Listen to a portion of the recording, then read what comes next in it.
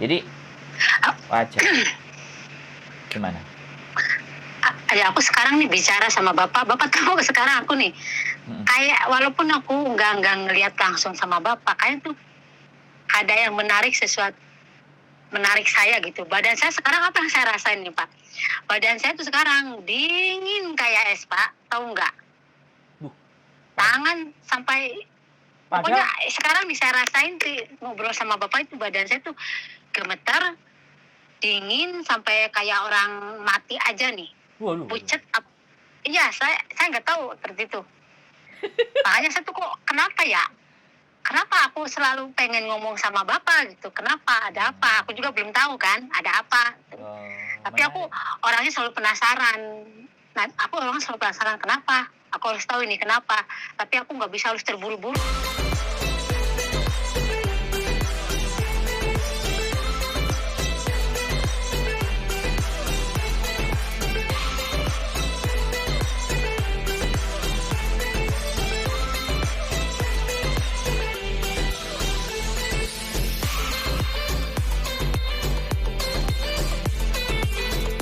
Suruh ngelihat, saya nggak tahu di penjaranya di mana, kan nggak tahu. Terus lagian saya kan walaupun di sini mau 4 tahun nggak pernah keluar, jarang, 1 bulan sekali saya ngambil liburnya. Oke ya, nanti jadi Samen itu di WA sama siapanya? Keluarganya. Iya, Tapi keluarganya berarti tahu ya kalau dia sedang ada di dalam penjara. tahu. Oke. Tahu terakhir katanya nggak tahu ada yang keluar atau nggak tahu ya. Ada titipan surat, nyampe lah ke Indonesia itu ada orang pulang atau gimana aku nggak tahu ya. Ya kaget juga sih. Cuman masalahnya kemarin kan teman aku juga ditangkap polisi. Cuman dia 1 minggu udah keluar. Tapi sekarang anaknya udah pulang Pak. Lala ini lah temen yang ini satu ini loh kasusnya apa? Udah mau 11 bulan kok nggak keluar-keluar, kan bingung. Samen kok temennya berkasus semua? Jangan-jangan Samen juga punya banyak kasus nih? Enggak lah, alhamdulillah Pak enggak. Aku punya temen itu Pak, gara-gara di PT aku nggak punya temen, jarang punya temen. Soalnya aku orangnya nggak sama kayak orang. Apa ya? Kalau Samen nggak sama kayak orang, berarti lebih bukan senang orang menyendiri Samen. gitu lah Pak. Oh, Aku orangnya. berarti nggak Jadi sama paling kayak kalau orang.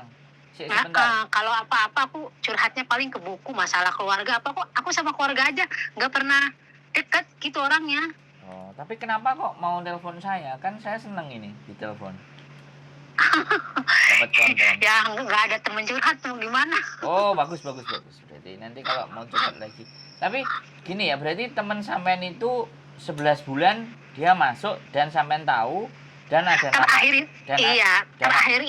itu Pak dia Januari apa ya, terakhir telepon sama saya itu Januari tanggal 24. Nah sebelum dia mau ketangkep polisi itu sayanya tuh mimpi dia kan gak enak, mimpinya tuh gak enak. Kok ini kepikiran anak ini, kenapa ya? Mimpinya itu bilang gini, Bok, tolong aku Bok, katanya aku minta tolong sama kamu. Anak-anak manggilannya aku itu Mbok, ya udah kayak orang tua. Karena aku sering nasehatin mereka, mungkin nganggapnya orang tua. Lah pas di situ terakhir itu tanggal 24 Januari itu terakhir teleponan sama dia. Terus denger anak-anak nggak mau cerita sama saya, walaupun mereka nggak cerita sama saya tahu. Saya ya apa sih ya? Ya alhamdulillah lah Pak, masih dipunya kelebihan sama Gusti Allah, alhamdulillah. Oh, berarti sampean dukun ya? Berarti sampean dukun, berarti bisa tahu. Walaupun mereka menjemuin sesuatu dari saya tahu. Makanya wah, saya bisa nanya ini berarti ya Mbak, kalau sampean kayak dukun ini. Enggak lupa saya orangnya apa sih? Ya apa yang saya lihat ya saya ngomong gitu aja. Oke, keren ini berarti.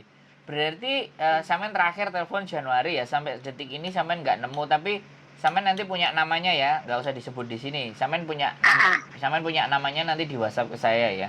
Nanti saya coba. Iya. Saya juga ada misi ini soalnya nyari satu orang lagi gitu loh. Nah, saya coba mau cari di dalam situ, apa mungkin orang itu ada di dalam situ. Kalau kita bisa temukan kan enak, kita bisa ngabarin keluarganya kan gitu toh Mbak. Benar kan? Iya, Mm-mm. iya bener sih. Berarti Ya, yang kemarin ketangkep tapi sudah dipulangkan. Emang kenapa? iya, dia kasusnya ya itu dia apa sih?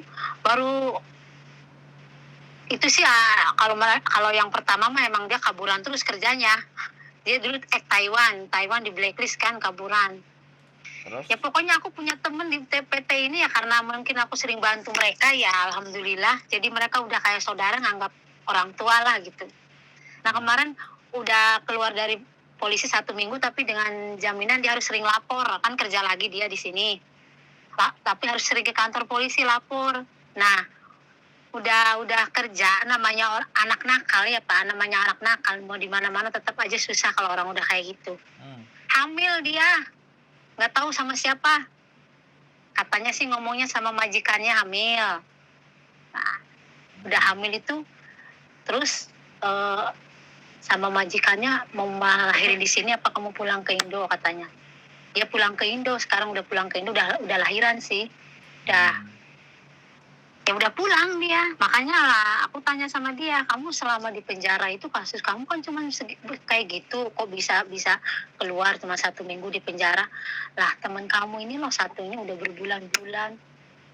Aku bilang ini nggak keluar, nggak ada berita, nggak ada apa. Tapi Kasusnya apa gitu loh Pak. Aku tapi bingung. temennya yang tadi yang sudah keluar, yang sudah pulang tadi, nggak tahu di dalam sana itu ada temennya yang sampean omongin nggak ketemu. Ya kan duluan dia Pak, duluan dia masuk penjaranya. Loh, lah iya maksud saya itu waktu dia masuk juga kan duluan sama yang 11 bulan tuh, iya kan? Otomatis di dalam sana kan mungkin aku ya nggak ngerti ya tahu apa enggak atau mungkin ada satu sel atau bagaimana enggak juga ya kan? Iya. Atau nggak tahu ya dia? Nggak tahu, tapi kemarin aku kalau libur aku cari-cari info ya, cari teman-temannya dia gitu yang di sini ya. Ada temennya dia itu Bu katanya nggak bisa ke sana juga itu kan temennya yang kaburan semua, jadi yang ada kartu identitasnya kan, yang kaburan mah nggak ada ya Pak identitasnya kan ya. Itu nggak bisa katanya, lagian kalau kita ke sana itu ketat katanya. Aku juga sama temen aku dia nggak bisa masuk, nunggu di depan aja di seberang jalan katanya, aku doang yang masuk katanya, dia bilang gitu.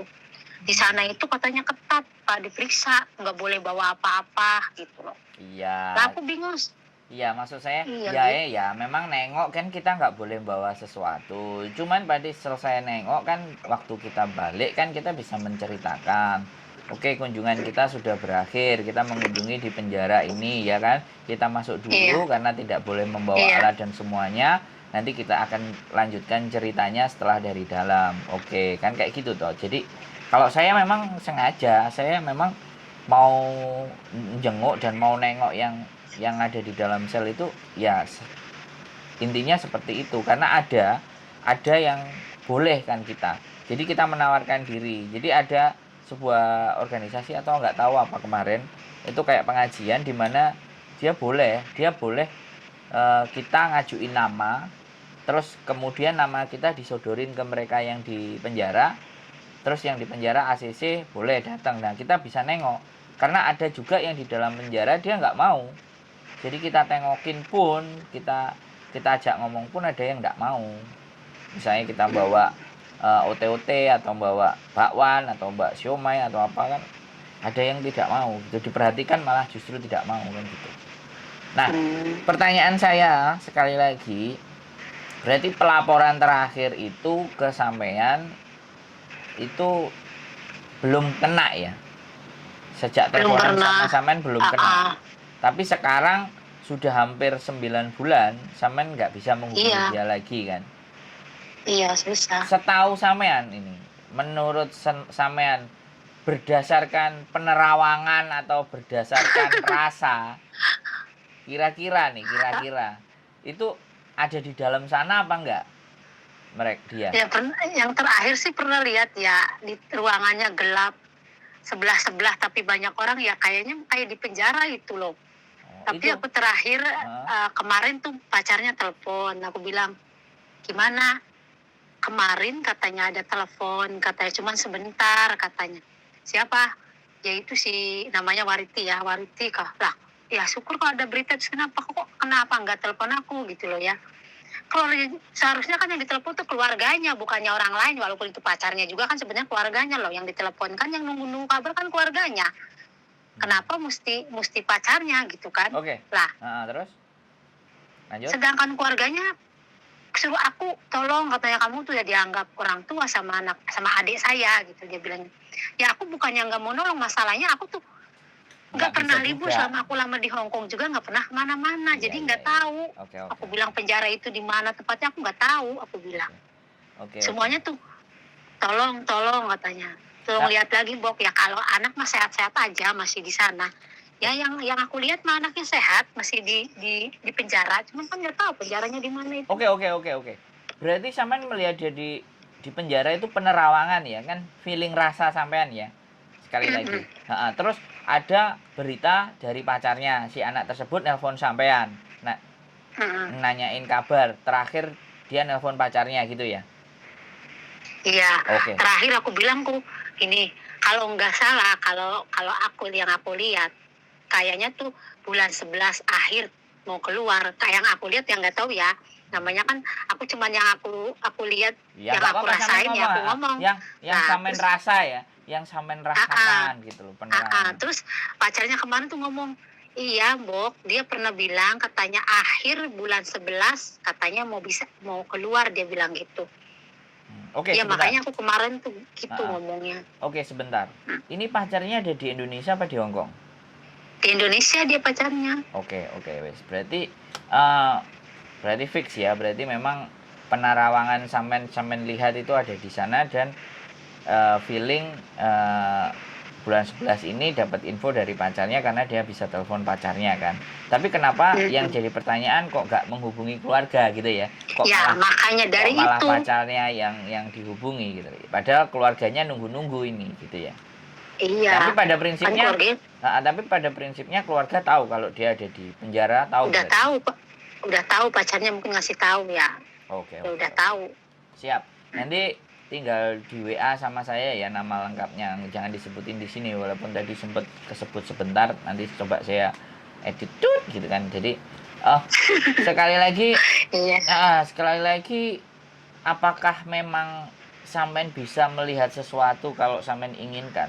Ini yang saya tanya gitu loh. Atau ketika sampean mencari sesuatu terus bisa kalau dilihat, aku gitu. Ya kalau aku orangnya gini, Pak, ada orang misalnya minta tolong, kalau aku itu nggak bisa harus nolong orangnya minta tolong, aku nggak bisa. Nanti juga kadang-kadang pikiran sama hati aku itu kadang-kadang, kalau misalnya kalau lagi sembahyang tahajud gitu ya, aku tuh misalnya lagi wirid apa itu masuk kepikiran, terus misalnya aku lihat Quran itu kayak semacam lihat TV gitu, apa yang mau terjadi, cuman aku kan nggak mau. Nggak mau ngomong, soalnya kan nggak semua orang bisa percaya, betul. Percaya apa enggaknya kan nggak tahu, cuman aku nyampein, cuman apa yang terjadi aku nggak nyampein karena aku nggak mau ngelangkahi yang di atas kan. Semuanya juga kan yang lebih tahu yang di atas, ya kan.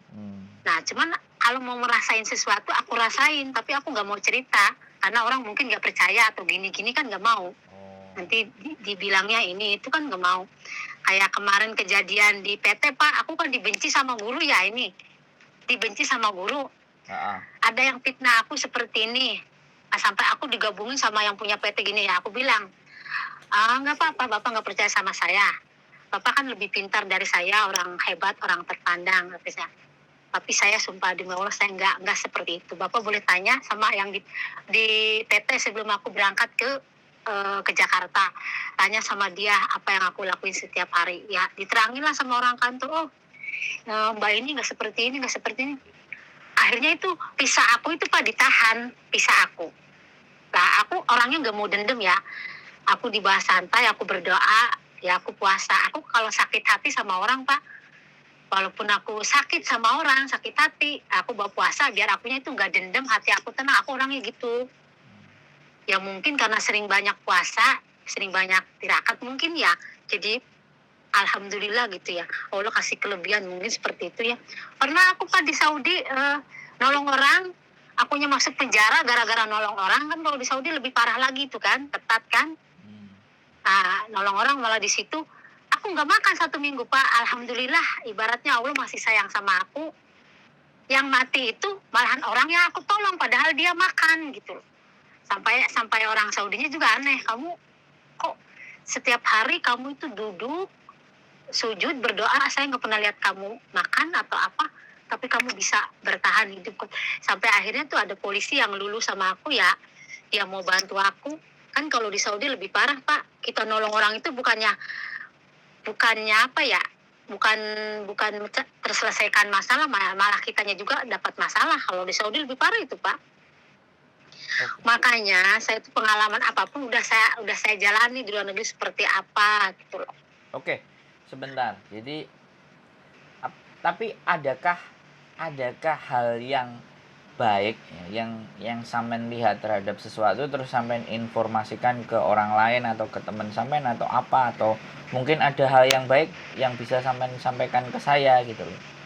Ada. Tapi aku pemikirannya nggak mungkin kasusnya seperti ini. Pasti anak ini punya kasus sama orang gitu. Karena yang aku lihat sih dia punya masalah sama orang, nggak tahu ya masalahnya apa ya. Ya, kalau sebenarnya kasusnya misalnya dia atau kaburan ketangkap polisi, kan nggak punya kasusnya cuma dia kaburan kan. Ya kan, nggak bikin masalah, ibaratnya kaburan doang. Kalau dianya nggak bikin masalah sama orang Hongkongnya atau gimana, aku nggak tahu. Tapi aku rasain kayaknya dia punya masalah sama orang sininya gitu loh, Pak. Yang sampean lihat Sampai itu lama ya? itu, Oke. sampai lama itu. Soalnya kemarin aja temen yang satunya aja dia masalahnya kayak gitu kok bisa keluar cuma 1 minggu kan. Tuh. Oke. Itu ya dalam mencari teman ya. Ada hal lain nggak kira-kira, atau mungkin sampean nanti tak telepon sampean 2-3 hari dulu melihat kira-kira ada hal baik nggak yang bisa sampean lihat dari sisi saya gitu. Kok saya penasaran gitu. Ya. Kan aku bilang aku nggak harus suruh, misal kayak suruh ngelihat kayak bapak kayak gini, aku nggak bisa kayak gitu. Ya, enggak, kalau langsung oke. suruh nggak. Ya, aku ngerti. Nanti suka datang sendiri masuk ke pemikiran aku Oke, gitu ngerti loh, Pak. ya. Aku ngerti. Karena sesuatu itu kan harus tersugesti dulu, baru kemungkinan gambaran akan muncul gitu loh. Jadi saya memang jadi nggak semerta-merta kita menginginkan tahu itu terus akhirnya kita cari-cari terus akhirnya tahu, kan nggak seperti itu kan masalahnya kan. Tapi terkadang ada sesuatu yang tiba-tiba sampai ngelihat, ya kan, kejadian yang akan datang, tapi ya tidak ada hubungannya dengan manusia, atau ada hubungannya manusia, atau ada hubungannya dengan teman sampean, atau tidak ada hubungannya teman sampean. Itu kan kadang-kadang sesuatu tiba dimunculkan kan. Nah, sekarang pertanyaannya saya gini, kenapa kok sampai nelpon saya? Nggak tahu ya, aku kenapa kepikiran ke bapak gitu loh. Kenapa? Aku juga nggak tahu. Yang harus saya tanya itu kenapa sampean menghubungi saya? Kemarin kan menghubungi karena teman sampean yang pingin proses, itu hal yang wajar. Tapi untuk hari ini, untuk case ini yang sampean bilang mau mencari anak tadi, kenapa kok sampean harus menghubungi saya? Ini kan nggak tahu kenapa ya, kok kepikiran aku ke bapak, dan aku yakin dan aku lihat dari cara, walaupun aku nggak pernah ketemu bapak ya, tapi dari cara bapak bicara itu ada sesuatu yang bikin aku menarik gitu ke bapak itu. Lah, apa mungkin ini orang aku gitu, aku nggak tahu. Makanya aku tuh susah nyari teman, Pak, kalau hati aku itu nggak masuk apa ya? Kalau nggak celek gitu nggak bisa ya. Tapi kenapa ini sampean kok telepon saya gitu ya kan? Jadi ada nilai, ada sesuatu yang sampean rasakan, makanya terus WA ya tadi. Ya, saya ngerasain bapak. Bapak juga punya sesuatu kan?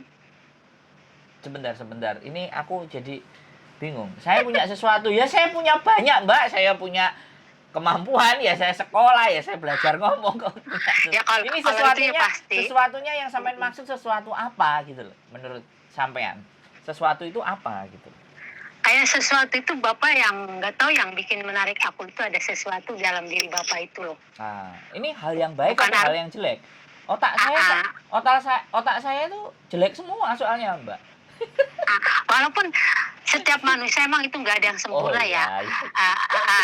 Siap. Walaupun sekalipun orang penjahat itu di mata masyarakat mereka penjahat, tapi pemikiran aku nggak seperti itu. Mereka mungkin jadi seperti itu karena terpaksa. Iya, tapi ada Tapi nilai. tetap aja masyarakat kan menerimanya jelek kan, dia Heeh. pembunuh apa.